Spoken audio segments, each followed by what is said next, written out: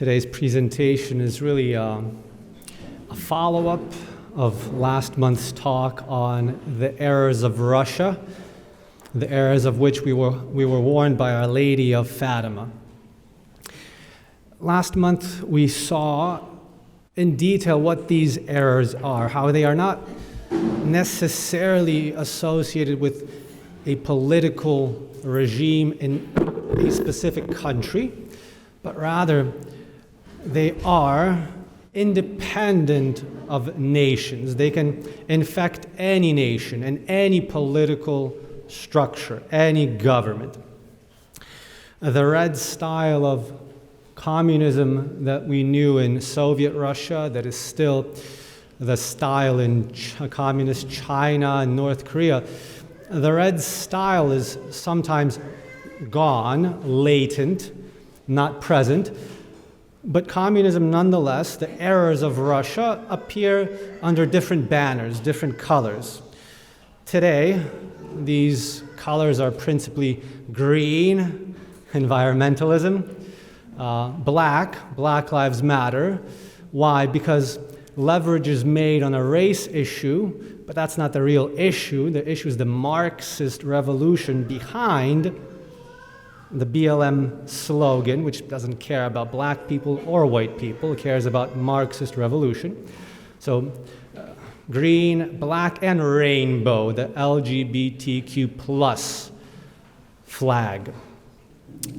So all of these we saw last month contain the essential core errors of Russia, which are a toppling of the divinely established order, either by being rid of it, for example, sex differences, male and female, be rid of them, or if not being rid of them, at least usurping them and claiming that they're not of divine origin, but rather of human origin.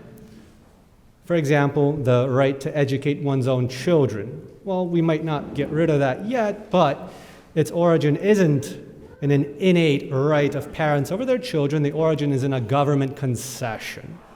So either being rid of or usurping the divinely established order.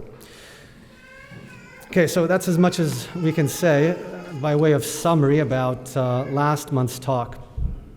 Today, we'll look at the question of voting. So we had this beautiful window of August and September before the retreat to look at the errors of Russia and how we as MIM members are bound to and able to fight these errors of Russia, prevent them from spreading.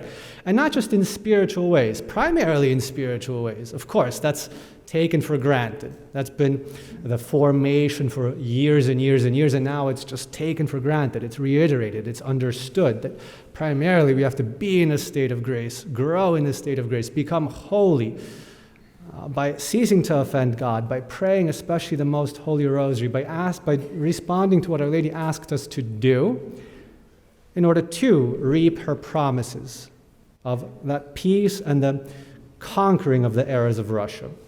If we don't do our part, then the errors will spread.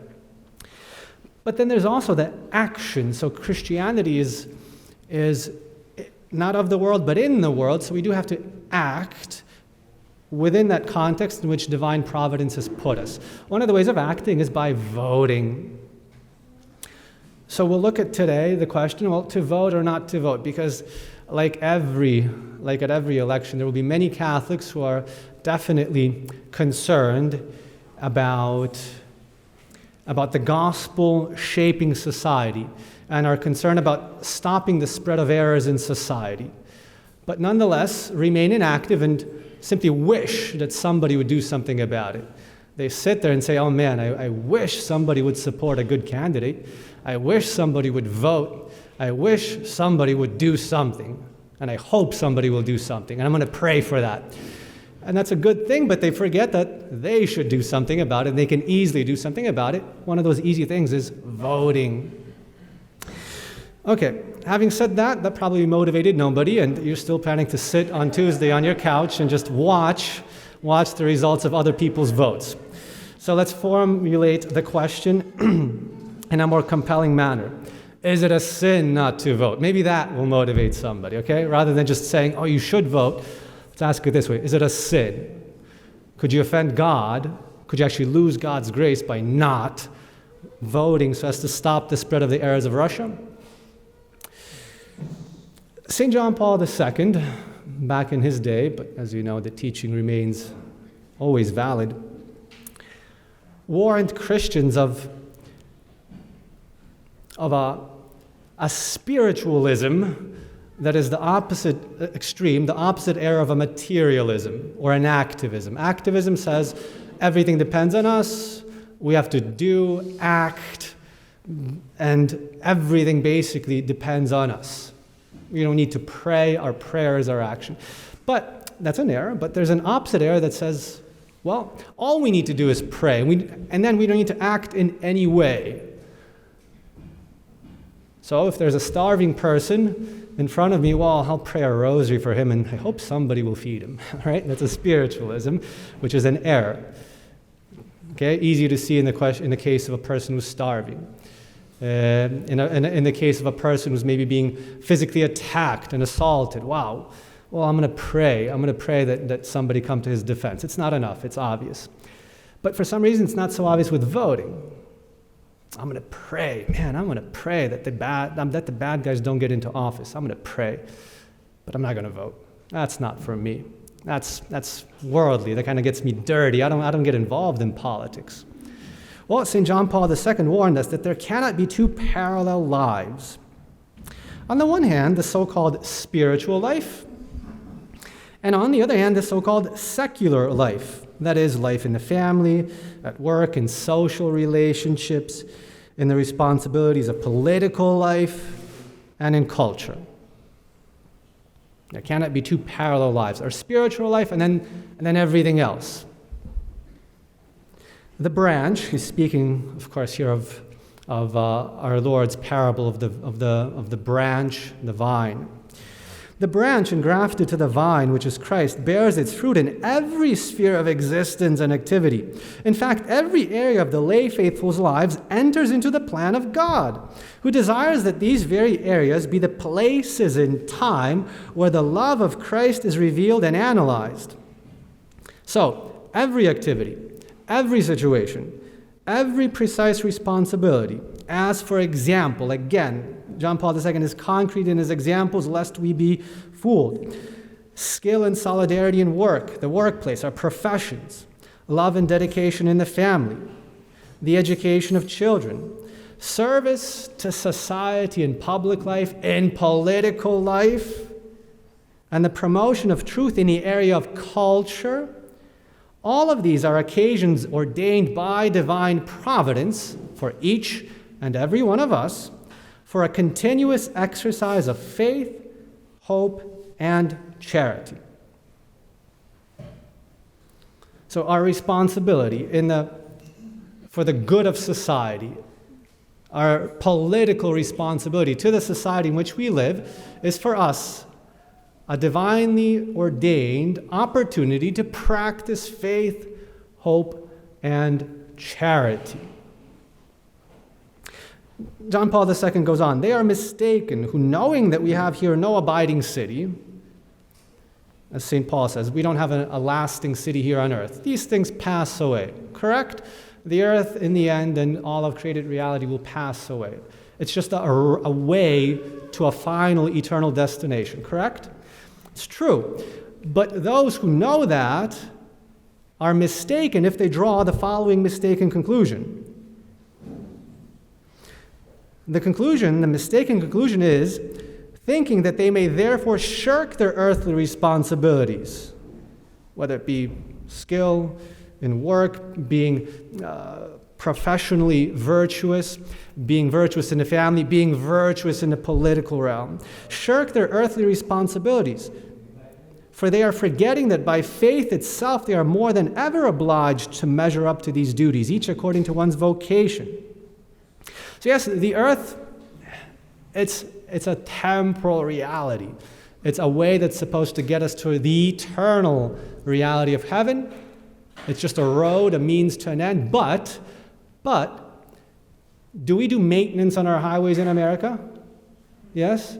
I mean, usually you don't get on the highway just to be on the highway, just to enjoy the highway. You're trying to get to work, you're trying to get home, you're trying to get to some destination. If you get on 195 West, it's probably because you want to get to Providence, and what you want to do is be in Providence.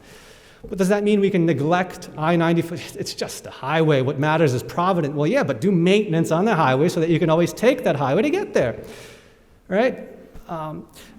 If we look at the 1800s, Peter Kreeft uses this very good example, this analogy. He says that in 1800s, the roads across the wild, wild west, the roads that led to California, where there was a gold rush, they were maintained. They were kept functional. And the other ones, the ones that led to nowhere, they fell into disuse and disappeared. But the roads that led someplace have to be maintained. So this earthly reality leads someplace, so we have to make it a functional road to salvation.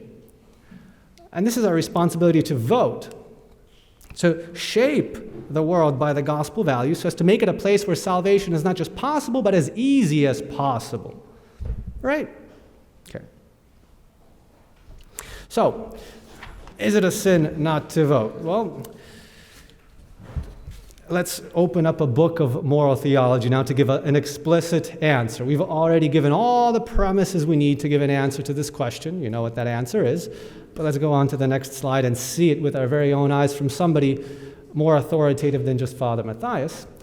Let's look at this author, Father Herbert Joan, a German Capuchin, author of Moral Theology.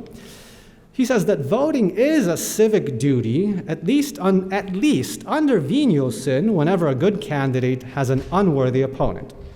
It might even be a mortal sin if one's refusal to vote would result in the election of an unworthy candidate.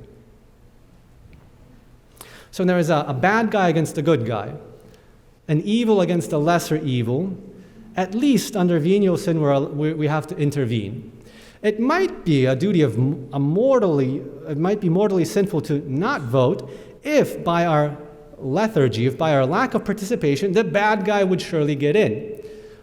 Or, as we'll see later, if the proportion between evil and lesser evil is such that we cannot just hope for the best. We must use every legitimate means to work for the best. Right? So, if there's a passing shower coming through New Bedford, I mean, we don't have to take many precautionary measures, just a passing shower. Maybe the clothes drying on your clothesline are going to get a little wet, and it's going to take an hour longer for them to dry. No harm done, or no major harm done. If there's a Category 5 hurricane coming through, and you do nothing to prepare, that's very different than a passing shower, and you do nothing to prepare, right? So that proportionality. There's a proportionality. But we'll get there. Let's now try to proceed rationally. So I'm hoping at this point everybody's already convinced, and the rest of this presentation is just going to strengthen your conviction. So let me recap what I said so far. Yes, as Christians, we have to exercise the Christian virtues in all spheres of life, including the political sphere. So yes, we have to get our hands dirty with politics by filling out a ballot and putting it in a box. Yes, we have to do that. At least under pain of venial sin, when there is truly a good and a bad candidate, or an evil and a lesser evil, and under pain of mortal sin, if by us not participating, the bad guy is surely going to get in, or the disproportion is such that we have to use every legitimate means to impede the greater evil. Why? Why is it so, Father? Can you please try to explain this to me? I really don't want to get off my couch. Somebody's going to vote. Like, why do I have to vote? Somebody's going to do it, and I'm going to pray for somebody to do it. I don't vote. I just don't do that. I pray rosaries. I do novenas. I talk about politics. I get angry about politics. I watch news about politics, but I don't vote. That's just not me. Why? I don't do that. I don't do that. So why should I do this? Maybe we kind of laugh at that, but it's very much the mentality of many a person. very, very much the mentality of persons. Or if they vote, it's just, well, I vote whatever my family has always voted, it's like a ritual. It's like opening presents on Christmas. People just don't even believe in God, but they do it just because it's a cultural inheritance. Same thing with voting. I vote, but it's just my family is this party or that party. I don't even consider the issues at hand. It's just something we do on Election Tuesday. So why is it the way it is? Because voting is a civic duty of legal justice. Okay? And legal justice has for its goal the common good.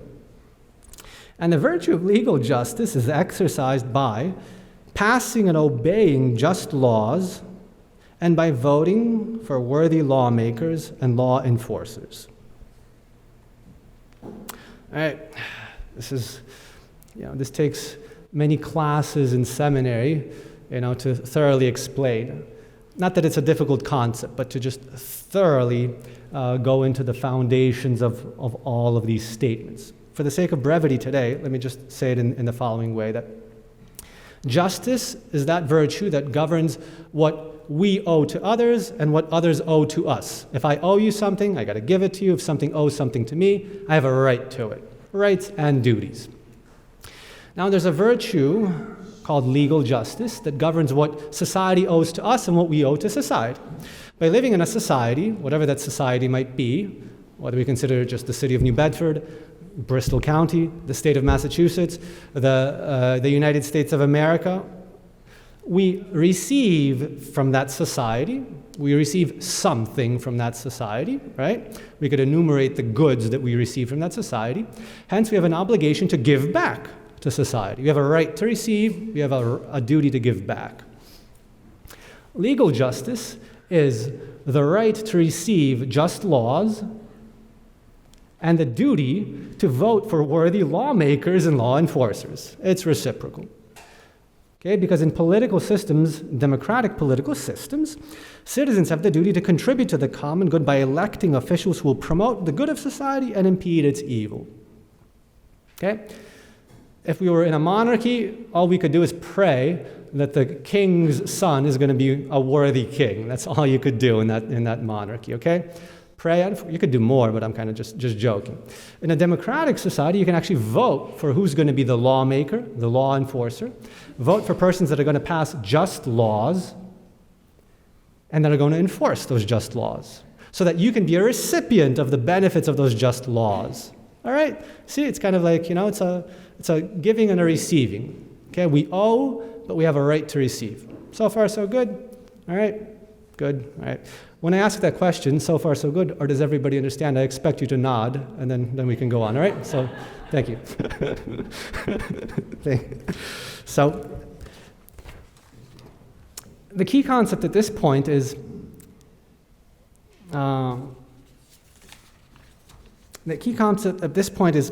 voting for worthy lawmakers and law enforcers. Okay, so worthy lawmakers and law enforcers. Here it gets a little difficult because our concept of worthiness has to be proper to the political parameters within which we are operating. There's a different worthiness when it comes to ordaining a priest. There's a different criterion of worthiness when it comes to allowing somebody to graduate from the police academy. And there's a different parameter of worthiness when it comes to electing somebody who's going to be a lawmaker and a law enforcer. Okay? Just an example. For somebody to be ordained a Catholic priest, he has to be a Catholic. Right? Makes sense. Because that is his duty, to transmit and teach and sanctify within the Catholic faith. For a lawmaker and law enforcer, that's not necessarily a requisite. Okay? He doesn't have to be a Catholic. Why? Because there's a just separation there of the society of the church and the society of the secular or temporal sphere. But hopefully I'll explain as I go. So worthiness, what does that mean? So we have to evaluate the worthiness of the candidates. Are they worthy or unworthy of the office? And the primary criterion are the political goals, not the personality of a candidate. Okay? So political goals, not the personality. Now, this is essential, because supposing even there's some leverage being made on the conscience of a Catholic voter, yeah, I probably should vote. And I understand the duty to vote. But there are no worthy candidates. Because while one guy is totally against Catholic teaching and totally pro-death, the other guy is a jerk, so I can't vote for either one. One guy I dislike, the other guy is against what I believe in, so I can't vote for either. But no, we have to use the same criteria for both candidates and for all candidates. Not their personality, but their political goals. We can't evaluate one according to his political goals, but another one according to whether I like him or not, whether he's sympathetic or not, whether he's funny or boring or entertaining or how the media presents. No, it's not personality. You can have a very worthy candidate with a terrible personality. You could have a very unworthy candidate with a great personality, charming, smiling, and very gregarious. So it's not personality, not popularity. That's what politics has become. It's really all about popularity and exposure. That's all it's become. But that is a wrong way to approach politics. That's why very many Catholic voters have a tough time with one of the candidates who politically is far more aligned with Catholic social teaching, but his personality either is really abrasive or is portrayed to be abrasive. And people get choked on that. And they evaluate him according to his personality, but not the other ones. The other ones' personalities don't matter because just the media don't filter them to us. Their political goals are what judges them, but for one guy, it's his personality. He's terrible, and his hair is awful, I'm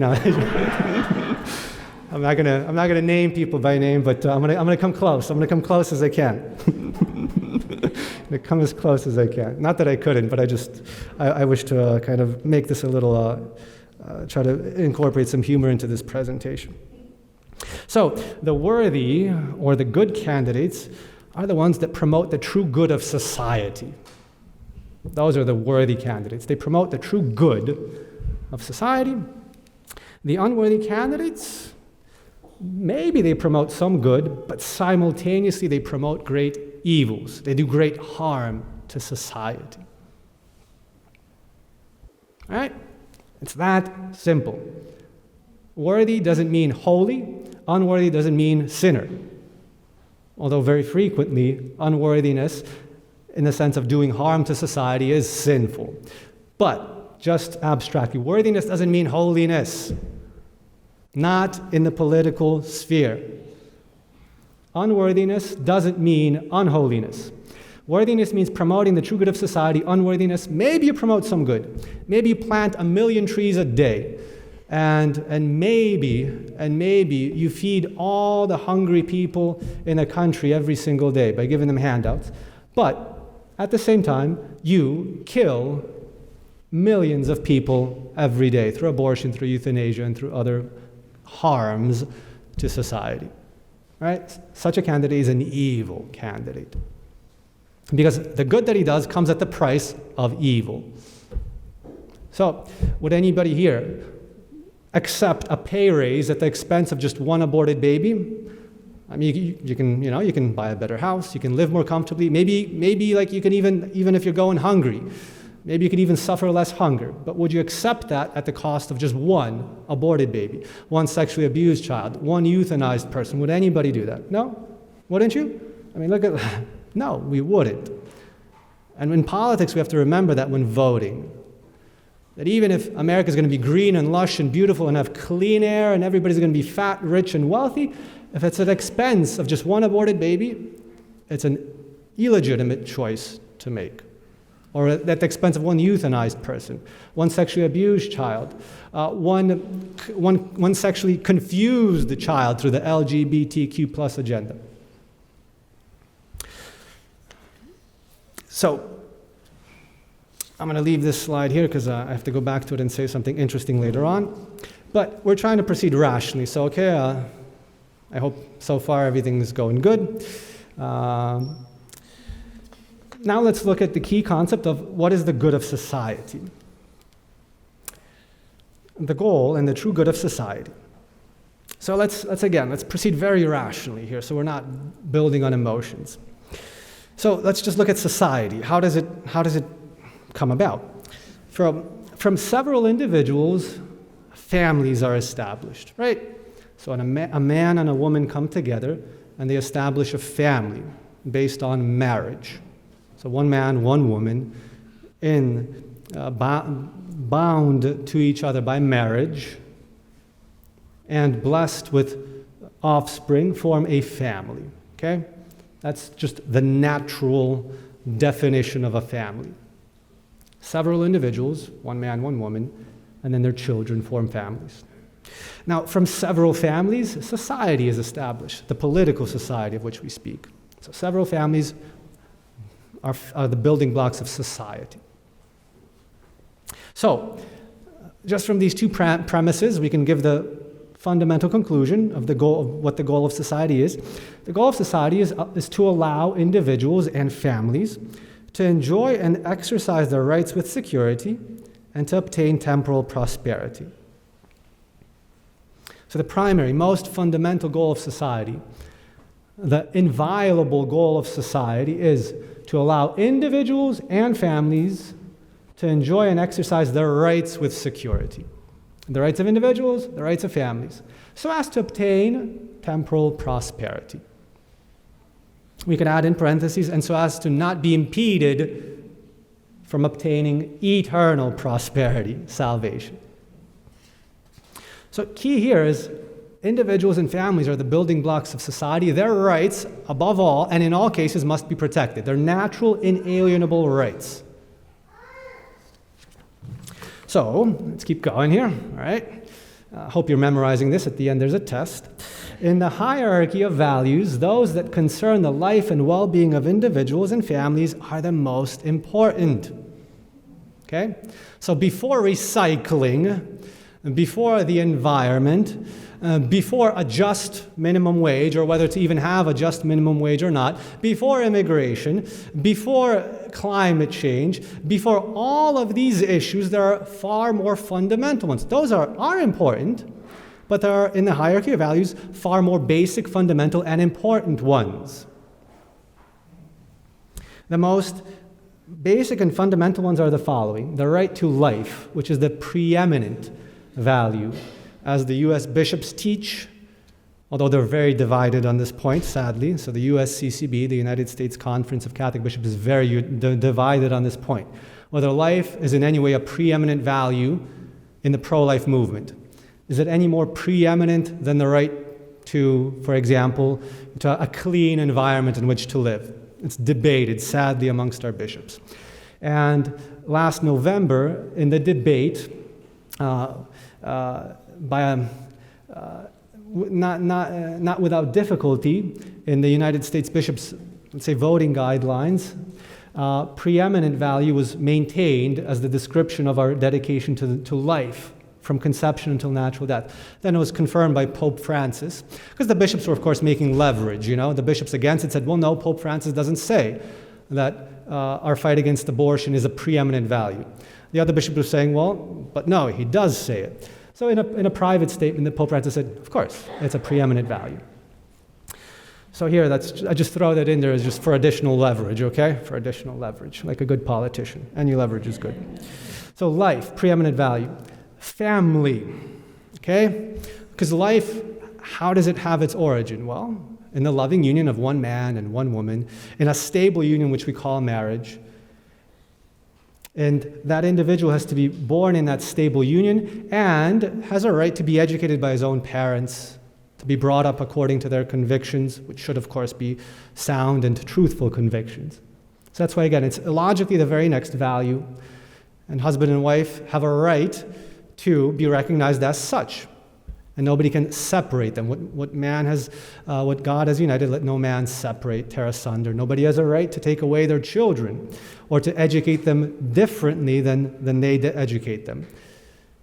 Of course, supposing, or of course, understanding that the parents are capable of it and they are teaching according to well-formed consciences. So here, I'm talking of the case of, just for the sake of focusing and simplifying, talking about here a functional family of Catholics who want to have children and educate them according to the Catholic faith, okay? That just should be the default. Sadly, it isn't in society, but that's our default setting. So education, I already mentioned that. So the choice of what to educate, what school to go to, or to educate at home. And religious liberty, because temporal society cannot prevent individuals from attaining their supernatural end. So, just for the sake of brevity and simplicity, the four most fundamental rights of individuals and families that any political structure, any politicians must safeguard and promote. Then we get to the issues of, okay, should we have a minimum wage? What should it be? How tight should our borders be? How many people should we allow in what conditions? What should we do with people that are here illegally in this country? How much should we invest in the military? How much should we invest in peace negotiations? All the rest, that's all relevant if these rights are assured. If they're not, they're irrelevant questions. Totally irrelevant. Okay? Now we need to talk about social evil, because there's social good, social evil. Please, if you have questions, write them down and leave them to the end, and I'll try to answer them. All right? Thanks. Thank you. So there's pieces of paper there and there, and you can have your own piece of paper and just jot them down, and I'll try to get to them in a logical fashion at the end. So social evil now. So just as there's true good, social good, there's also true social evil. So political choice which directly opposes the fundamental rights of individuals and families is evil. The right to life, family, education, religious liberty. Okay? Those are evil choices, evil politicians, unworthy politicians who aim at the right to life, family, education, religious liberty. Many other things, but these are, again, the most fundamental ones. These are like the bedrocks. Now, let's get to the current candidates. All right, so, okay, that's abstractly, but in reality, Father, there's nobody good to vote for. There's just totally nobody. One guy is maybe yes against Catholic teaching, the other one's got a foul mouth, so I can't vote for either one of them. You know, Catholics, again, that's how Catholics think, you know? Yes, one guy's pro-death, so I know I can't vote for him, pro-LGBTQ+, against the family, against everything that you just mentioned. Sure, I know I can't vote for him, but the other guy, you know, he's on his third wife. I can't vote for him either. He uses foul language. His jokes aren't funny. He's full of himself. He brags about himself. He's just offensive. I can't vote for him either, right? So it's a judgment on, again, I go back to that era. You judge one guy according to his political goals, another guy according to his personality. And we don't even realize that's, again, by so doing, we are exercising not democracy, but demagogy. So demagogy is the use of the masses of the people by steering them and making them choose what the power in charge wants to make them choose. So the media today are powerful enough to make us think that way, you know? You just label somebody as something, and that's it. That label sticks. The media has the power to stick labels to people, and we fear labels. We pay attention to labels. If somebody on TV was called a hater, that sticks. And we're going to forever think of that guy's a hater. He has an opinion of a hater. You know, it could be whatever. It could be your own bishop. If he got the label of a hater, well, he's a hater. That's it. It sticks. They stick, and we fear them. And we pay attention to them, and we judge people by them. That's how powerful the media are. And that's demagogy. That's not democracy. It's demagogy. So the current candidates, finally, concretely. So there are no good candidates, in a sense, somebody who promotes no evil and promotes only good. There are no good candidates. That's because for the past 200 years, Catholics have been sitting on their couches and wishing somebody would vote, would run, would be a good candidate. That's the reason why. But fast forward to today, because of that, there are no good candidates, okay? And usually Catholics wake up when there's a choice between an evil and a lesser evil, a great evil and a lesser evil. So now we have a candidate who promotes all of the above intrinsic evils: abortion and euthanasia, homosexuality, interference in parents' role as primary educators, deprivation of religious freedom, and many others. Let me just read to you quickly just a few examples. This is from just a summary of the platform of one of the candidates, who, if you don't know who it is, I will not name his name, but research it. If you don't know who it is, then find out before November 3rd. Actually, before October 3rd, because that's when you have to register to vote. So one of these candidates considers religious freedom, yes, a fundamental right, but nevertheless, a right that cannot be used as a cover for discrimination. So yes, on the one hand, you say, yes, religious freedom, but just keep it to yourself. You know, that religious freedom is basically confined to your living room. You can yell at your TV, but don't force your religious freedom on others. And promotes the so-called Do No Harm Act. I mean, like, man, how do no harm? How could you be against the Do No Harm Act? How dare you be against the Do No Harm Act? It sounds so great. But this Do No Harm Act is a means of curtailing expressions of religious freedom, which they claim are discriminatory. So if somebody comes to you and says, bake me a cake for my big fat gay wedding, or take pictures for my big fat gay wedding, and you refuse, that would be called discrimination. Or sell me or prescribe me abortion or contraceptives that cause abortion, and the refusal will be discrimination. Okay, so this would be the Do No Harm Act. How could you be against the Do No Harm Act? How dare you do harm to people, right? So as against, okay, I'm going to just be brief. This candidate is also in favor of reinstating policies such as the Obama administration's transgender mandate. Okay, so the transgender mandate is precisely that. Under the cover of non-discrimination, it's an imposition on all of society of the adoration of the transgender God.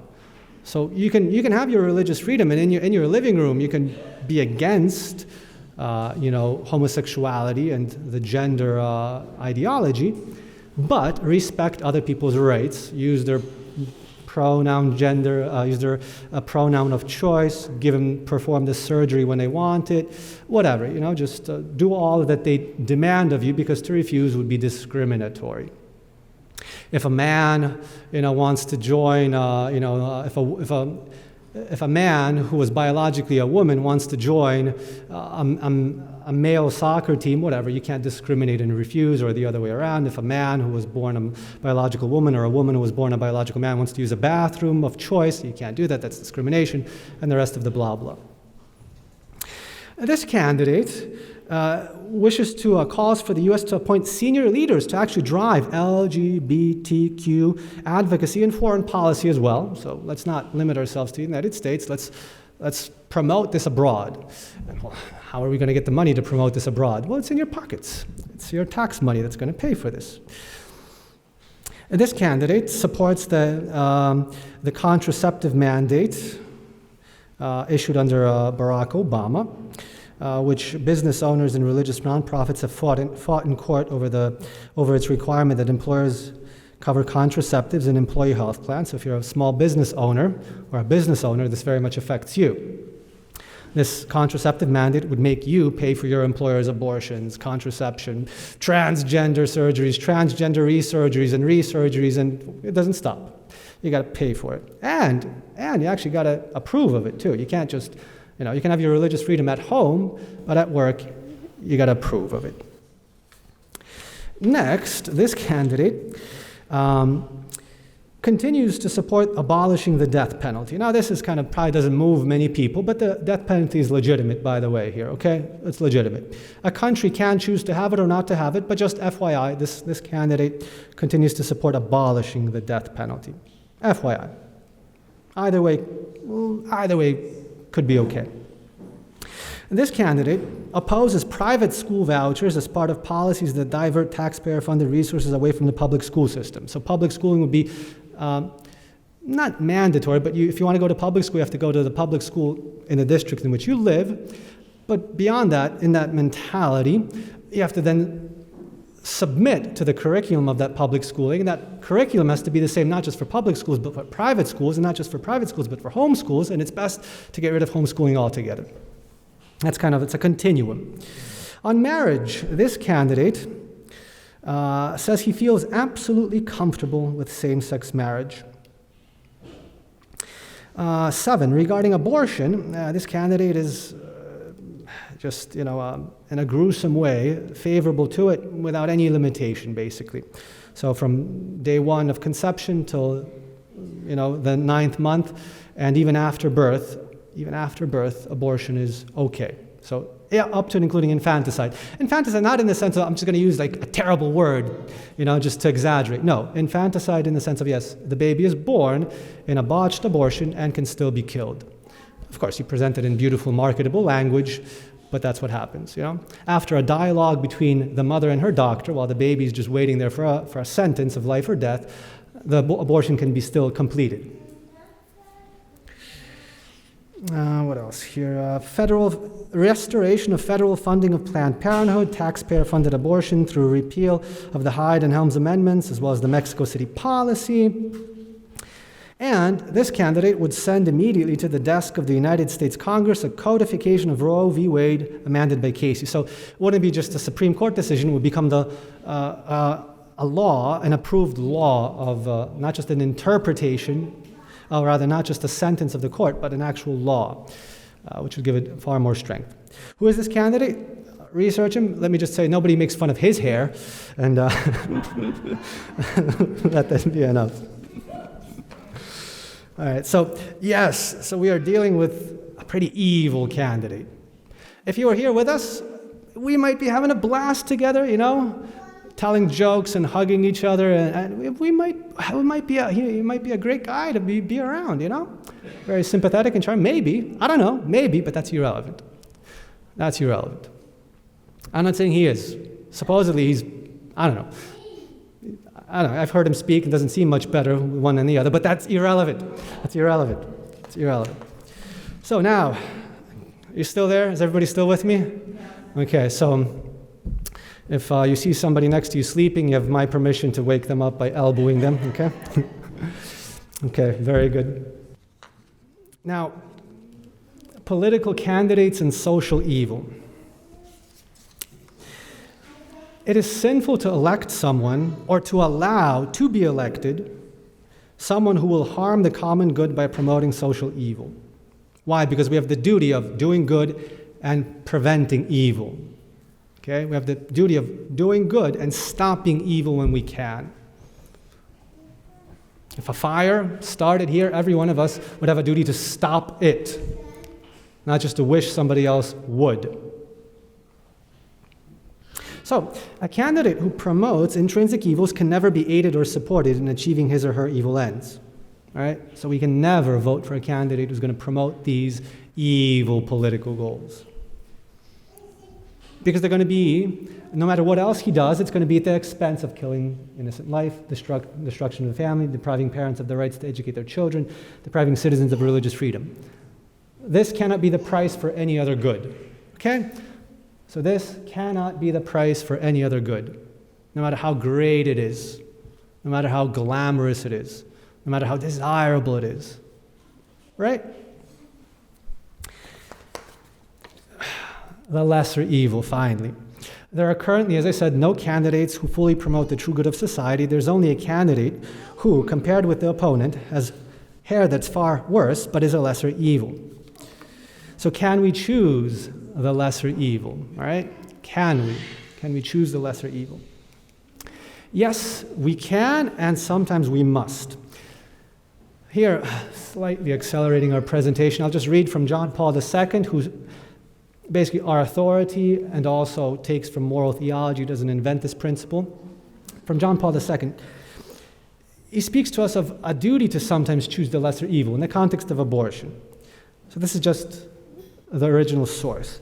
When it's speaking just of abortion as the one example, when it is not possible to overturn or completely abrogate a pro-abortion law, an elected official or a citizen voter whose absolute personal opposition to procured abortion is well known could licitly support proposals aimed at limiting the harm done by such a law and at lessening its negative consequences at the level of general opinion and public morality. What does this mean? Well, remember again, neither of the candidates is truly good. For that reason, we shouldn't turn into a hero one of them or into a total demon the other. Let's remain in the parameters of politics. But again, neither of them are really Christian leaders or saints. Because the lesser evil, the guy with the bad hair, does support abortion in the case of rape, incest, and some clauses for the health of the mother. Let's not forget that. So he's not 100% pro-life either. But, compared to abortion from day 1 till month 9 and even after birth, that's a far lesser evil. For that reason, we can vote for that lesser evil because it's going to mean the death of far fewer babies. And once that becomes the norm, we can vote for a yet lesser evil and a yet lesser evil until we get rid of the evil altogether. It's legitimate to proceed in this way. It's legitimate.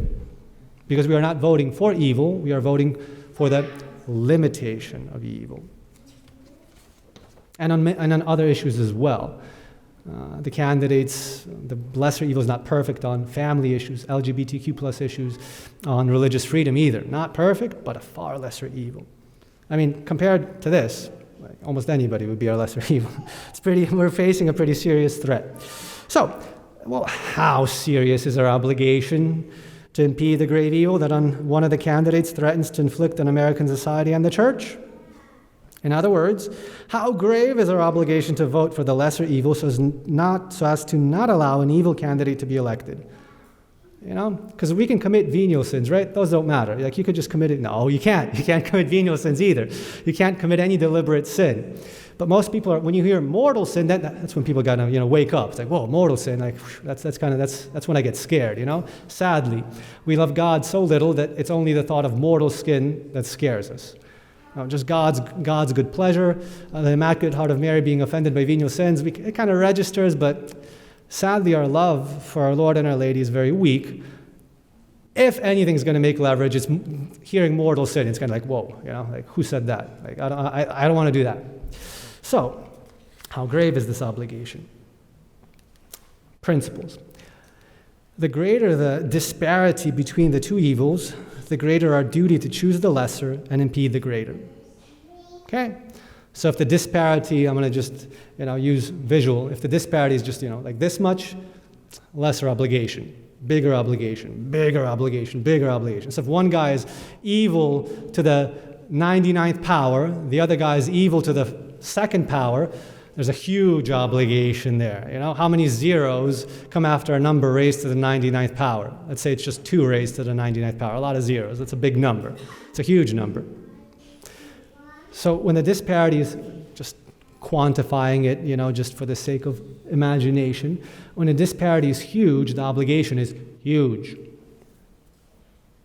So when one promotes the killing of, let's say, 90 million babies a year, the other one would allow the killing of 1 million babies a year. Both are promoting evil. But if you could save 89 million babies, wouldn't you do it? Or would you just say, well, I can't save them all, so I'm going to sit on my couch? Which would you do? Would you save 89 million babies, or would you just sit on your couch and say, there's nothing to be done here? No, you would save the 89 million babies, I hope. And you would have a big duty to do that. And if you could prevent 100 million kids in the United States from being indoctrinated with gender lies and, going from boys to girls, girls to boys, having themselves mutilated at the age of 5, 6, or 7, or whatever they're proposing, wouldn't you stop that? Or would you just say, well, I can't stop homosexuality from spreading, I'm going to do nothing then? No, you would do something. You would at least prevent children from being indoctrinated. What child at the age of 5 is capable of making a lifelong decision? Ask a child that's 5 or 6 or 7, what do you want to be? Today he'll say a firefighter. Next week he'll say a police officer. Next week a priest. Okay, children are like that. And yet, at the age of 7, you would allow a child to make a lifelong decision to have himself or herself mutilated, irreversibly. Would you allow that to happen to the children of the United States of America? Or would you say, well, I hope somebody stops that. I can't vote for that guy who's a jerk. No, you would do something, right? Because we are facing a huge threat. And when the threat is huge, you call in the people that are capable of stopping that threat, stopping that evil. If this building were to catch fire, and I knew that the guys at the fire station are total jerks, would I say, I'm not calling them, those guys are idiots? Or would I say, that doesn't matter, they're going to put out this fire, so I'm going to call them anyway, right? Would you let that? Those guys are foul-mouthed, nasty, they have ugly hair, would you take any of that into consideration? No, you would say, wow, there's a fire here. I need somebody capable of doing that. To do it, I'm calling him. This is the situation that we're in now. So the greater the hope that the candidate who would limit the evils proposed by the opponent can be elected, the greater our obligation to support this candidate. And here we have a lot of hope that this candidate will be elected. A lot of hope. Okay?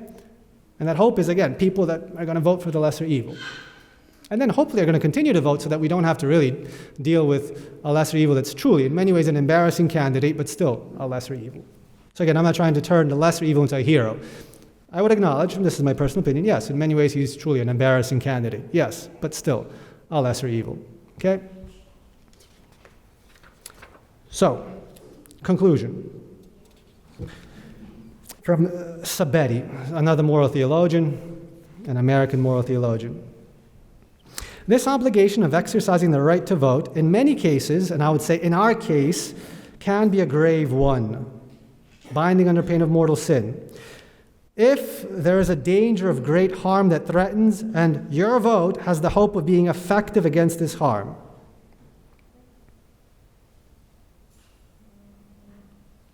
If it is certain that the evil to come from the influence of an evil candidate will be grave, and there's doubt, even if there is just doubt whether my vote can remedy the situation, it nonetheless appears, it ought to be said that in such a case, one would sin gravely by omitting to vote. So what's our obligation? I would say, it's pretty clear, it's one that binds us under the pain of mortal sin. Because the disparity is huge, the hope is very real, and our votes can make that hope a reality. And then, again, hopefully we won't stop our engagement in politics. We'll shape politics so that it's truly Catholic, not just a choice between one huge evil and one lesser evil. Conclusion, God solicits our collaboration in the promotion of the good of a society. Give to Caesar what is due to Caesar. That's what our Lord says. The greater the good that must be promoted, or the greater the evil that must be impeded, the greater our duty to collaborate by voting. Currently, 2020, it appears that the evil threatening is so great and the lesser evil so much lesser that Christians must vote under pain of mortal sin for that lesser evil. Having said that, the deadline to register to vote online, by mail, or in person is Saturday, October the 23rd, 2020. The deadline to request a ballot by mail has to be received by 5 p.m. on Wednesday, October the 28th. So do that now. Don't wait till October the 23rd. Early voting begins on Saturday, October the 17th, and runs to Friday, October the 30th, 2020. But dates and hours may vary based on where you live. So, when Our Lady was talking to us about the errors of Russia, it wasn't just information. Hey, by the way, there's these errors, and they're going to spread. Just wanted you to know. It was her exhortation for us to militate, to fight against these errors. As members of the mission of the Immaculate Mediatrix, we have a very special obligation to do that. We are her missionaries. She was speaking to us in Fatima, us who are consecrated to her, us who have given ourselves as her missionaries. And missionaries don't just pray for their missions. If I say that if you ask me, what's my assignment, and I'm telling you, I'm a missionary in North Korea. Have you ever been there? No, but I say a rosary every day. I'd be like, okay, Father, so you have a pretty active imagination, and I don't want to offend you, so I won't tell you any different, but I'm not really a missionary in North Korea if I'm afraid to go there. So we too, to be missionaries, we have to pray, but then act. Go to the polling booths, to the voting locations, and fill out that vote. Why? Because it's our way, our easy way of preventing the errors of Russia from spreading.